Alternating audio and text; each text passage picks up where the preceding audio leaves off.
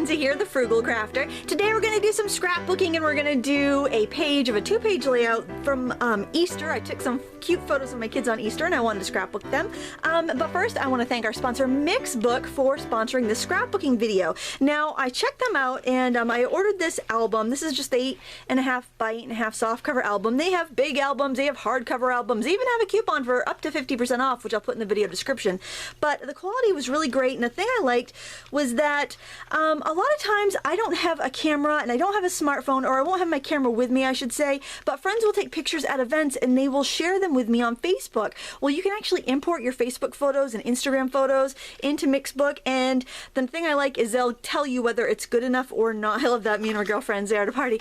They'll tell you if it's good enough or not to print, so you don't end up having like really low quality photos in your book. So I just tried the small one just to make sure that the service was something that I'd want to recommend, and I was just really happy with it. And the other thing I really like is they have customer service hours that are pretty late. I was getting to the ordering phase and I was having a problem putting my credit card number in, because I think it's because it's a card I've never used. I just have like one automatic pay on it anyway, and so the customer service rep was so helpful and she got my order processed right through. And I really don't have anything bad to say about this company. They even have like options where you can just autofill your book. You can just upload your stuff. If you don't have time, just have it fill your book for you, and it couldn't be simpler. And if you're a digital scrapbooker, you know, you're gonna have to go buy paper, or you're gonna have to send your pages out to be printed, so you could have them put in a book for probably less than what it would cost to send them out and have them all printed, then buy the album and page protectors and all that stuff.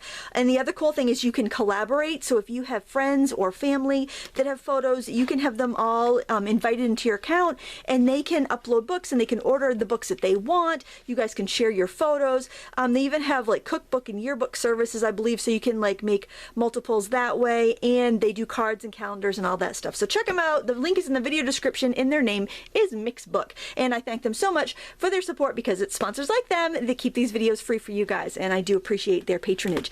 Okay, so we're going to use some paper from the Pebbles line, and this is from, I picked this up for, like, it was a $5 pad on sale at AC Moore a while back, and I really loved the soft spring colors. I tend to like those kind of more intense pastel shades, and I'm going to share my tips about scrapping really quickly.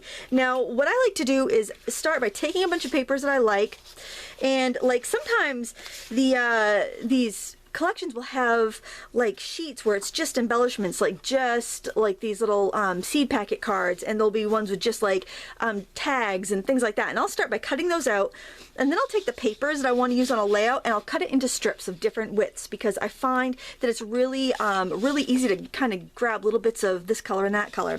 Then I'll take some of those patterns and I will die cut them into different shapes, and this is a pretty Anna Griffin scroll die that my friend Stephanie just sent me, so thank you, Stephanie, I appreciate that. And look, I'm putting it to use already. Aren't you proud of me? And I also die cut a couple hearts, which are probably floating around underneath here. This was another bargain. It was some Raveled roses, which I just thought it was so pretty. It was 2 for $1, and I think I bought like everything they had of this in several colors, but I thought the pink is just so pretty against these photos. And I'm using Kraft cardstock because I think Kraft goes with everything. Now if I get a little glare, I apologize. I did put diffusers on my light, so hopefully that'll cut down on it in a bit. But this is the second page of a 2-page spread. We're going to do the first page together, and the techniques will be the same. I'm also using my white chalk marker that I shared the other day to write my 2015, because I didn't want to die cut. I didn't want to get out my electronic die cutter. I just wanted to keep it simple. Alright, so here I've just kind of laid all my supplies down. I'm going to start with a fresh page of Kraft cardstock so you can kind of see how I go about building this. Now, I know a lot of you guys think decorative edge scissors are kind of old school, but I have to say that they can really give a modern twist on a layout. So here is a strip of that honeycomb paper from that collection, which I think is just really fun and on trend because hexagons are so popular right now. I'm going to take that and adhere that right to the top of my paper. And I do this a lot because I tend to scrapbook at crops with my girlfriends, and I get a little chatty, hard to believe, but then I can't get anything done because I'm talking and I'm chit-chatting and it's so hard for me to concentrate. So I find this method of kind of like strip scrapping, you know, you've heard of strip quilting. I think this is like strip scrapping, just using using strips of paper to be really a time saver, and then I get to use bits of all these wonderful papers because they're like potato chips and you can't just have one. I just love to use all these little strips. And then if you want to make it a little fancy and fun, just having like a decorative edge, just cut with your decorative edge old school scissors, I think just really adds a really neat twist to it. And I could tuck that under there, but I like to break up my lines and patterns, so I'm just going to put that pretty blue on there. And I like a paper like this chevron design, because it's got every single color here that I'm going to use. And that's the thing about working with a collection, no matter what it is. It could be from whatever your favorite company is. When you buy a pad, and usually these will come out about 6 months to a year after the collection comes out, so usually it costs a lot less than buying it by the sheet, but everything works together. And so you could, you know, just take one pad with you to a crop and make a lot of really good designs. And I also love it because I'll use my scraps up. Like when I'm done, I'll probably make a layout for my mom for Mother's Day and put it in a shadow box or something, because I got these great pictures of my kids and my sister's kid. So, I mean, my mother would just love to have that. So I'm already like introducing all these patterns, but I have this nice neutral, so it's all going to be grounded. I wanted to put a doily. Now this is a Papermart doily, and I did test it with my pH pen, and it said it was acid free or pH neutral, so I'm feeling pretty good about using it. But of course, you know, if that bothers you to use non-scrapbooking supplies in your scrapbook, then don't do it. It's completely up to you. And then I wanted to show you these photos. I think this is so fun. They're so bright. You know, I got neon green on my son, and then neon melon color on my daughter, and then a teal-y turquoise, and then my little nephew and his color. I just love it. It just totally is their personality, these crazy colors. So I want to put that there kind of in the middle, so your eye is drawn to it. Not smack dab in the middle, a little bit higher so your eye doesn't get stuck there. And I'm just going to kind of tilt it a little bit. I want to make sure I have enough room to write like cousins on Easter or something. I want to write something in that area. So I think I'll drop it down just a little bit, or maybe I could go under that. I don't think I want to. I like just having a little bit of that showing, I guess. So I think I'm going to put that like right about there so I have room to write. And then I am going to put this one with there. I said, okay guys, act crazy, and they all jumped up in the air. And so I want to put that down there too. And my ATG gun has been working perfectly since I put those paper shims on there. So that was a really awesome tip that you guys shared with me. And I think I'm just gonna kind of, sometimes I won't press it quite down firmly yet, because I know I kind of want to sneak some other little dies or die cuts or something under there. So I cut a few things out of some of the other papers, some of the designs that I had left over. So I'm just going to kind of tuck things around and see if I like them there or not. I think I like that there, and I'm going to have to sneak that under there. I might actually let it overlap the photo on top, just because I kind of like that, things overlapping, going under, going over, kind of weaving everything together. I like that, so I think I will kind of tap my photo down. Always make sure your hands are clean, obviously, before you start scrapbooking. This was from a Kit of the Month club from, gosh, I think it was Scrapbooking with Me Boutique, and I just thought it's kind of pretty, and I think I might have even used it on pages from last Easter. I just think that's kind of nice there. It might be a little too much. I'm not going to glue it down yet because I'm not 100% sure. I really like that. And then I'm just trying to decide whether I want this tucked in over there or not. And I did notice, like with my adhesive, I do seem to have a little bit of a time where I can still lift it up, like it's like about a half an hour before it's really going to be stuck down permanently. And yeah, I can't tell whether I really like that or not, so I'm just going to kind of leave it there and think about it a little bit. Now these are the little strips that are actually on the top of your pages. You know, when you have a pad like this, it's got that hole punched in, so the paper doesn't go all the way up, so you see like a contrasting strip. Well, I save those. Sometimes I can use them on cards and scrapbook pages, and this is an example of just like, you know, the sheet of, you know, kind of embellishments. I'm not going to use any of those today, but I probably could. They're awfully sweet. But you know, I just think that pads like that are kind of a smart way to go. So I'm just thinking, do I want to have any other paper strips in here?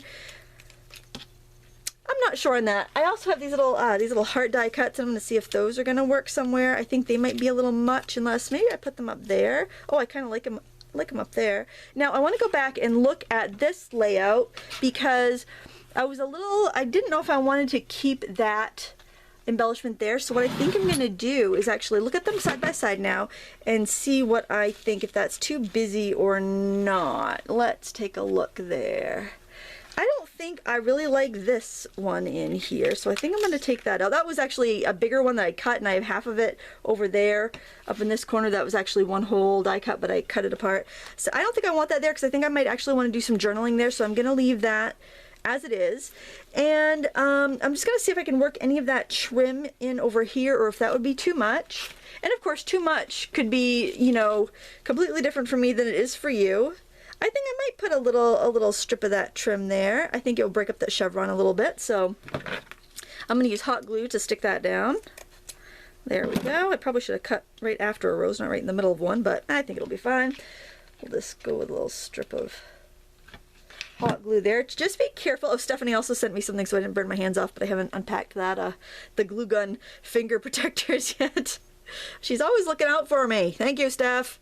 And I think I might want to put some buttons in here too. So my tip here is to use a little spoon and use that to get your buttons out, because then you can fish out exactly the one you want and you don't have to dump everything out and spill them all over your work surface. Don't ask me how I know about that. Button spills and whatnot. There, I think I like those three. Those three are kind of cute. Maybe I would need one that's a little more pink though. I think that purple doesn't quite match. Not that I'm that concerned with matching, but that's a little off. I like that better. And let me take a look here. I think we might work a couple buttons into this one too. So sometimes I'll wait until I'm just about done before I start embellishing, just because I'm not exactly sure what I'm going to do. I want to make sure both pages have enough of the same elements that it's going to look nice. And I use the those D-ring binders by We Are Memory Keepers. I feel like I'm dropping so many names, but I know that that I always get questions on what do you use, what do you recommend for this or that. I like the D-rings because I feel like I can fit a lot more embellishments in, and also a lot more pages. I can get a full year into one of those D-ring albums, and I've never been able to get a full year into like a post-bound album, and then they tend to get, I have to extend them, and they get kind of fragile, and then they tend to fall apart. If I burn my fingers here, Stephanie's going to give me heck. I can tell you that. She's probably tisking me right now. There we go. We'll stick that on there. Okay, I'm really happy with this layout. I think this side is done. Now let's go over here and hot glue down our, actually, better adhere these regular die cuts down first. With a big die cut like this, where it's not intricate, I'll just use my dry adhesive like that, because there is, you know, plenty of room to stick that down on. But the buttons will need like a wet glue. If you don't use hot glue, if that makes you nervous, there's a glue called Beacon 3-in-1 that works really well. Also, Helmar 454 works good. They're both really quick to grab, clear glues, and they work really well. And for this one, since it's so tiny, I think I will just put a little dab. And if you twirl it like that, it does help prevent strings and getting weird glue streaks everywhere. Okay, now this guy isn't glued down yet. I think I might actually need to use a button to kind of anchor that die cut because it's so lacy and intricate. So I'm going to dig through here again. I know, you know, my layouts are not going to win any prizes. I know I tend to fall back on the same techniques again and again because I enjoy using them. So feel free to use whatever techniques you like. I mean, that's what's important, that you enjoy your scrapbooking. I think that we put a little too much pressure on ourselves sometimes to create that perfect page because we're comparing ourselves to the other people that are scrapbooking and sharing their pages online, but we really shouldn't, because for one, a lot of people it's their job to do that, and that's not really fair. It's like me comparing, you know, the way I drive to a NASCAR driver. Well, it's his job to drive. It's not my job to drive. You know, of course he's going to be better at it. You know, we have to be realistic. And that's the other thing I liked about Mixbook was that you know, you don't have to scrapbook every photograph. You know, you scrapbook the ones you feel like scrapbooking and just print the other photos. And if you can print them in a beautiful way, like in a photo book, then all the better. But just get them printed. Your kids want to see it. That's more important to them than how beautifully you've displayed it and how many embellishments and buttons you've used. The the whole reason for scrapbooking is so that we can remember our lives and, you know, so our kids can see the pictures. Alright, so I'm going to put cousins up there, I think, and I'm using my chalk marker, and I'm using the chisel tip, and I'm just going to try to make it a little calligraphy-like, but I don't have very good penmanship, but I'm going to do my best.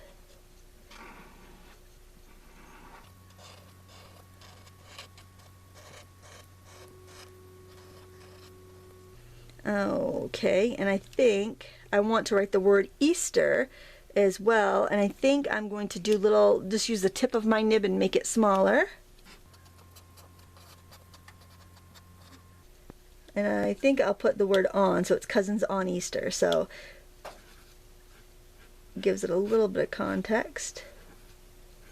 Now I can go over this and make it a little bit more opaque. I'll zoom in so you can see that.